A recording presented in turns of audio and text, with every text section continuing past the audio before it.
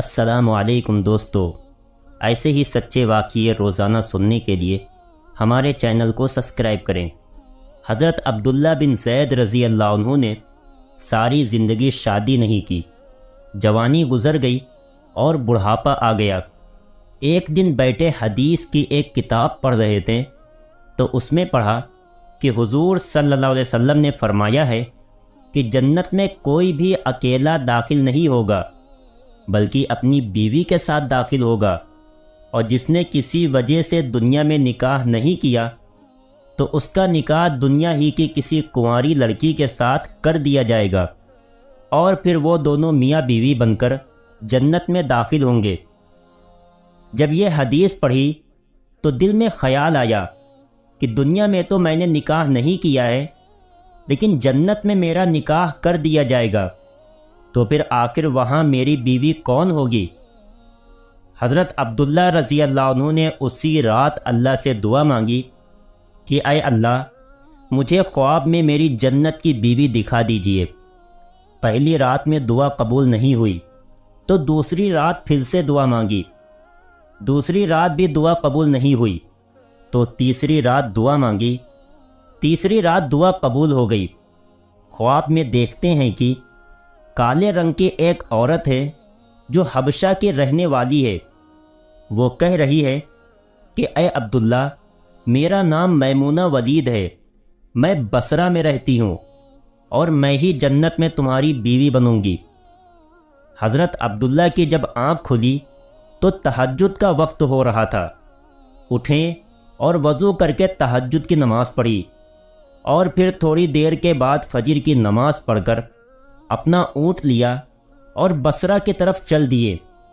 حضرت عبداللہ بن زید رضی اللہ عنہ بہت مشہور لوگوں میں سے تھے، اس لیے جب وہ بصرہ پہنچے تو لوگوں نے ان کا بڑا استقبال کیا اور پوچھا کہ حضرت، ہمارے شہر میں کیسے آنا ہوا؟ حضرت عبداللہ نے فرمایا کہ میں ایک عورت کی تلاش میں یہاں آیا ہوں، اس کا نام میمونہ ولید ہے، میں اسی سے ملنا چاہتا ہوں۔ یہ سن کر لوگوں کو بہت حیرانی ہوئی اور کہا کہ حضرت، آپ اتنی دور میمونہ ولید سے ملنے آئے ہیں؟ فرمایا ہاں، کیا میں اس سے نہیں مل سکتا؟ لوگوں نے کہا نہیں حضرت، ایسی بات نہیں ہے، بلکہ وہ تو ایک پاگل سی عورت ہے، لوگ اسے پتھر مارتے ہیں۔ حضرت عبداللہ نے پوچھا کہ پتھر کیوں مارتے ہیں؟ لوگوں نے بتایا کہ حضرت، وہ عورت عجیب عجیب حرکتیں کرتی ہے، اگر کسی کو پریشان اور روتا دیکھے تو اس کے پاس کھڑے ہو کر ہنسنے لگتی ہے، اور اگر کسی کو ہنستا دیکھے تو اس کے پاس کھڑے ہو کر رونے لگتی ہے۔ وہ کچھ پیسے لے کر محلے والوں کی بکریاں چراتی ہے، آج بھی وہ جنگل کی طرف بکریاں چرانے گئی ہوئی ہے اور شام کو عصر کی نماز کے بعد واپس آ جائے گی، آپ تب تک آرام فرمائیے۔ حضرت عبداللہ نے کہا مجھے ابھی اسی وقت اس سے ملنا ہے، آپ لوگ مجھے جنگل کا راستہ بتا دیجئے۔ لوگوں نے کہا حضرت، آپ جنگل کی طرف نہ جائیں، کیونکہ وہ بہت خطرناک جنگل ہے، وہاں شیر چیتے رہتے ہیں۔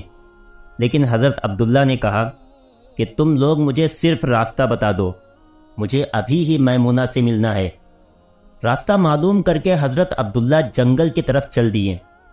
حضرت عبداللہ فرماتے ہیں کہ حقیقت میں یہ جنگل بہت خوفناک تھا، قدم قدم پر خونخوار جانور ملتے تھے۔ میں تو حیران تھا کہ اس عورت کی بکریوں کو ان جانوروں نے ابھی تک کھایا کیوں نہیں۔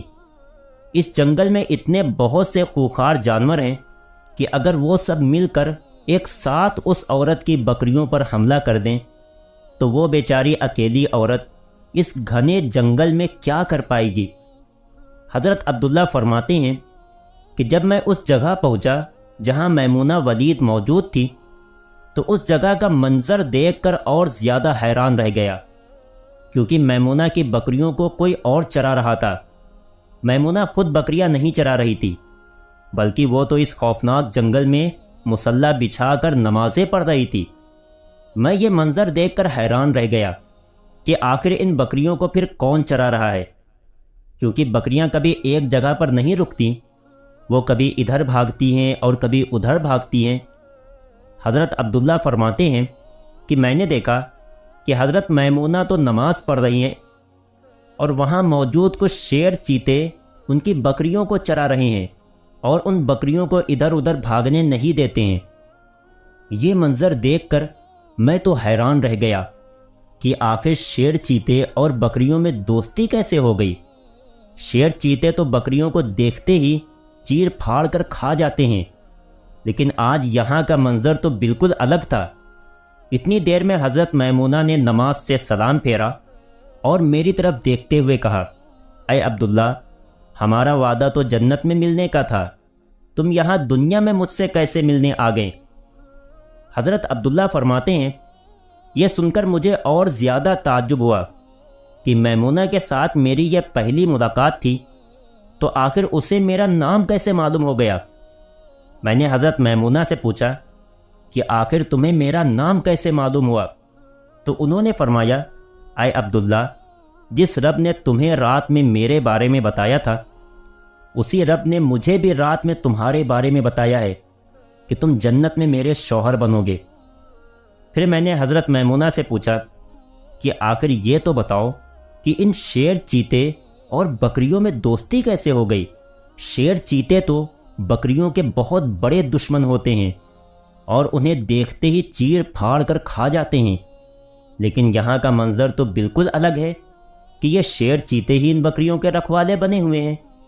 حضرت میمونہ نے فرمایا، اے عبداللہ، جب سے میں نے اپنے اللہ سے دوستی بنا لی ہے، تب سے ان شیر چیتوں نے بھی میری بکریوں سے دوستی بنا لی ہے، اور اب یہ میری بکریوں کو کوئی نقصان نہیں پہنچاتے ہیں۔ ایسے ہی سچے واقعے روزانہ سننے کے لیے ہمارے چینل کو سبسکرائب کریں۔